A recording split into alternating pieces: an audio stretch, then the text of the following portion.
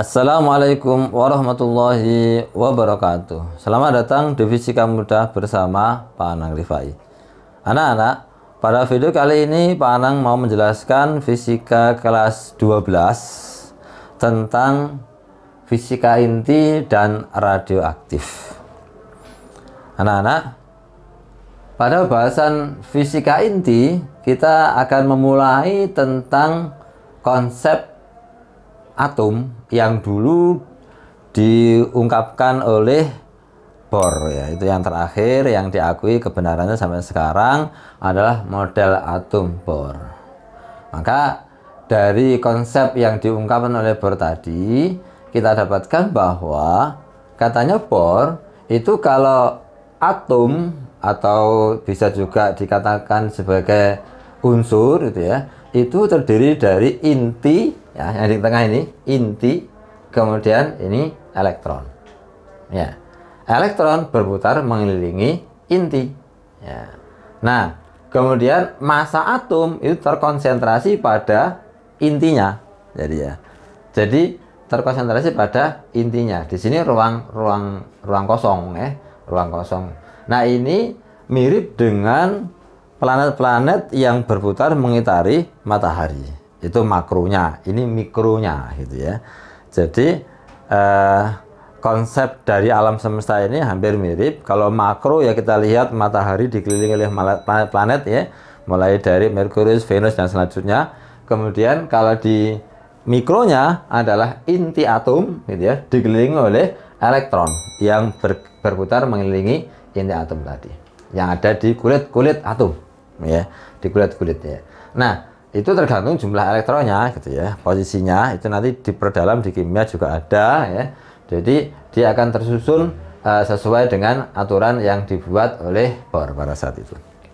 Nah, anak-anak, dalam bahasan fisika inti ini kita akan bahas apa sebenarnya penyusun dari inti itu ya. Jadi partikel penyusun itu apa? Kita bahas itu karena nanti dikaitkan dengan energi ikat yang akan kita pelajari pada hari ini. Anak-anak, di dalam inti ya, itu ada yang pertama adalah neutron, simbolnya N besar.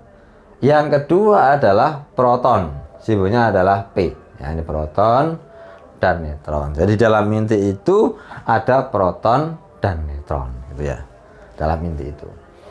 Nah, kemudian nanti gabungan keduanya itu dikenal dengan massa dari atom tadi. Karena memang dikatakan massanya terkonsentrasi pada intinya, sehingga biasanya ini gitu ya disimbolkan dengan A, yakni nomor massa gitu ya.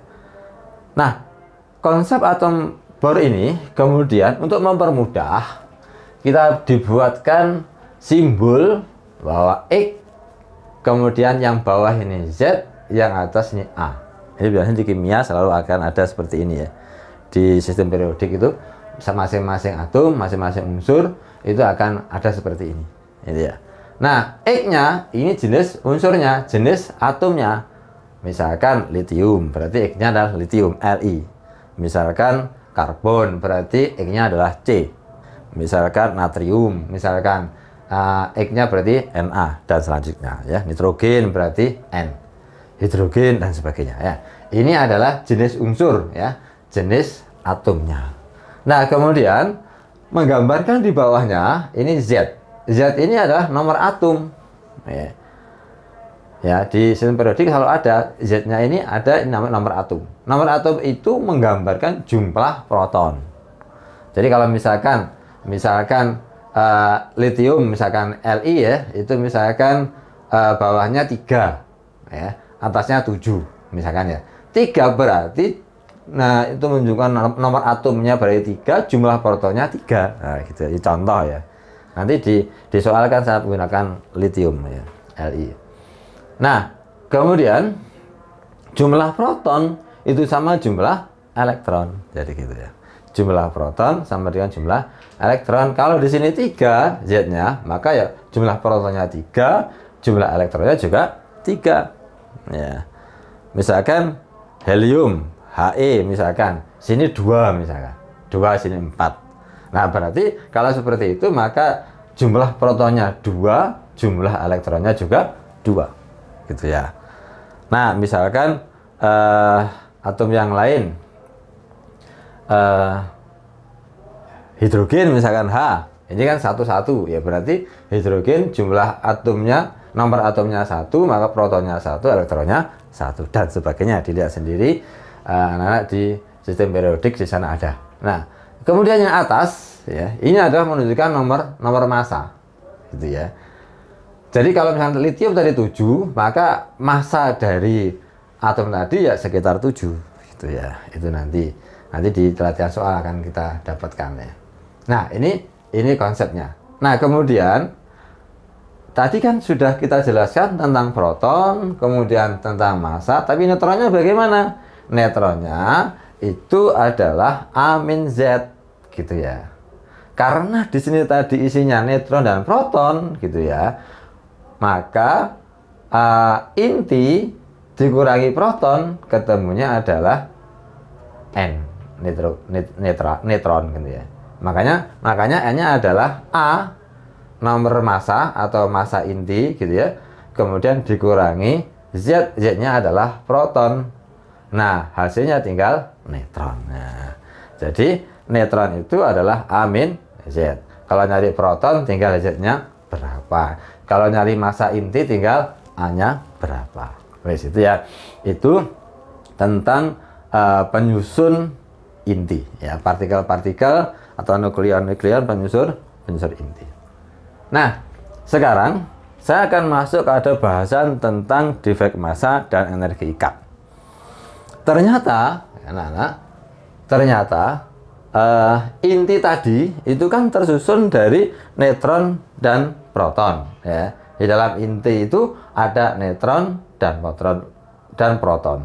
Logikanya gitu ya, logikanya berarti jumlah neutron ditambah jumlah proton itu akan sama dengan jumlah massa inti. Massa neutron ditambah massa proton itu hasilnya harusnya sama dengan massa inti. Kenapa? Karena inti terbentuk dari neutron dan proton. Tapi ternyata tidak gitu ya. Ternyata tidak.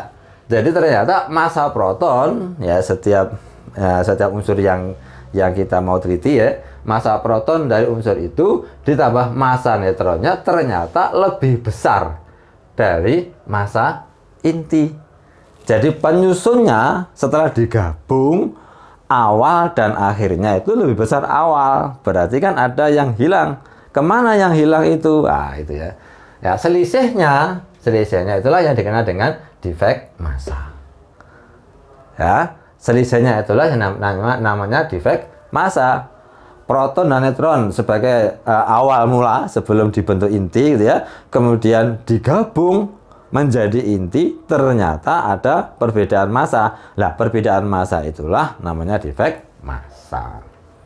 Nah, karena di sini itu massa proton dan neutron lebih besar dibandingkan massa inti, maka kalau mencari defek massa ya berarti massa proton dan neutron dikurangi massa inti.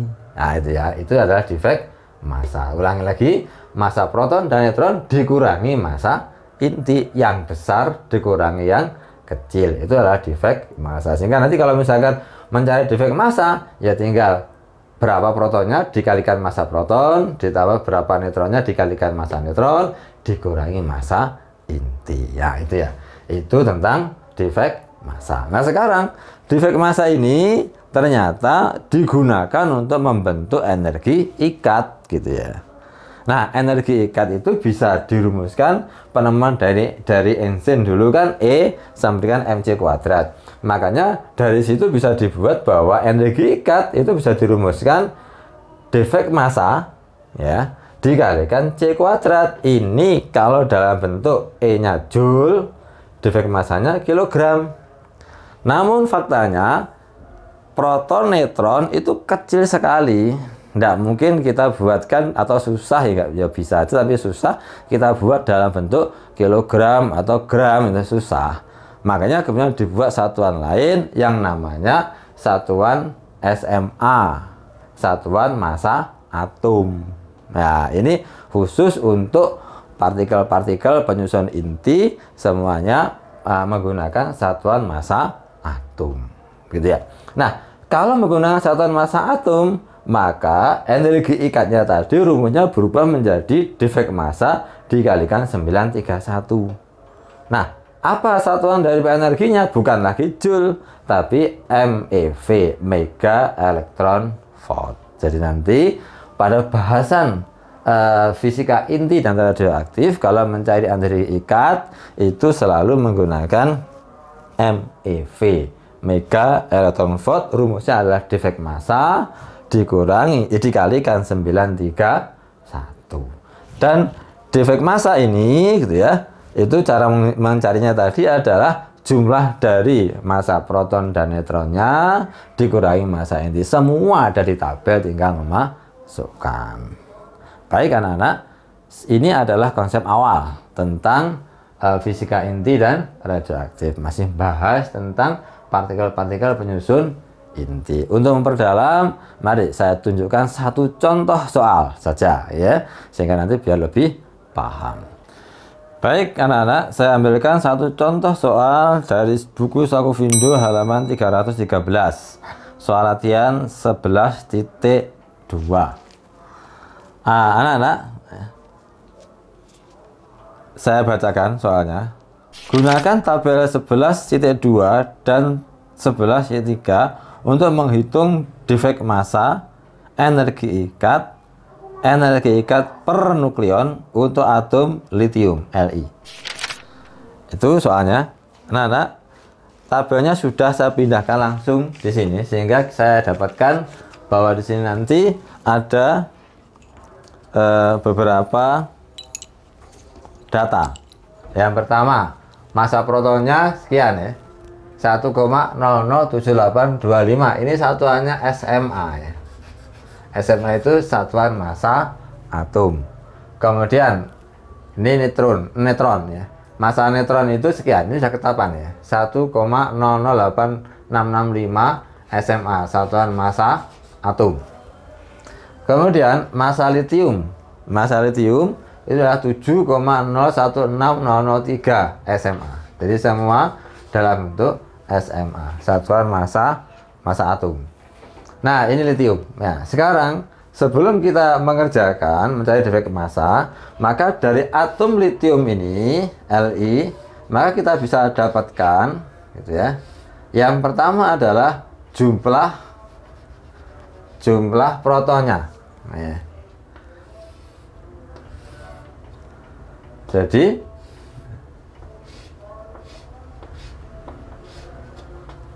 jumlah protonnya adalah yang bawah kan, ini kan Z, ini adalah A ya. Jadi kalau kita kaitkan teori tadi, yang atas ini adalah A, yang bawah ini adalah Z. Nah, begini ya. Z menunjukkan jumlah proton ya. Jadi kita dapatkan bahwa jumlah protonnya ya, jadi protonnya itu jumlahnya adalah 3 gitu ya. Kemudian neutronnya, nah, yang kita butuhkan neutronnya adalah kan A-Z. Nah, berarti sama dengan 4 gitu ya. Nah, ini aja yang kita butuhkan. Nah, kalau sudah kita dapatkan jumlah proton dan jumlah neutronnya gitu ya, maka kita bisa masukkan ke rumus defek massa. Yang pertama ya, kita cari defek massa itu adalah jumlah protonnya berapa? 3 dikalikan massa proton, terus kemudian ditambah jumlah neutronnya berapa? 4, terus dikalikan massa neutron.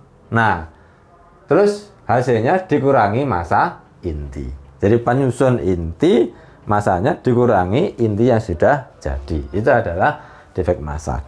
Sehingga kita dapatkan bahwa defek massa akan sama dengan 3 dikalikan massa protonnya, itu ada di tabel 1,007825. Ini harus kalkulator ya, susah nggak pakai kalkulator ya.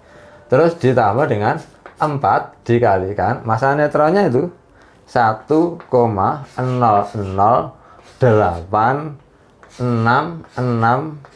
Nah, hasilnya semuanya ini dikurangi massa inti. Massa intinya sudah ada 7,016003. Nah, itu kalau dihitung menggunakan kalkulator, saya sudah hitung. Jadi, hasilnya defek massanya adalah 0,042132, sama satuannya adalah SMA. Ini adalah hasil defek massanya. Sekarang yang B, kita mencari energi ikat. Nah, mencari energi ikat dari atom. Energi ikat dari atom itu adalah, gitu ya, adalah defek massa kemudian dikalikan 9331, gitu ya. Hasilnya adalah defek massanya 0,0421 kemudian dikalikan 931. Kalau dihitung dengan menggunakan kalkulator, maka kita dapatkan ini sama dengan 39,22 ya. Nah, satuannya adalah MeV, mega elektron volt. Ini kalau mencari energi ikat atom, energi ikat dari atom litium.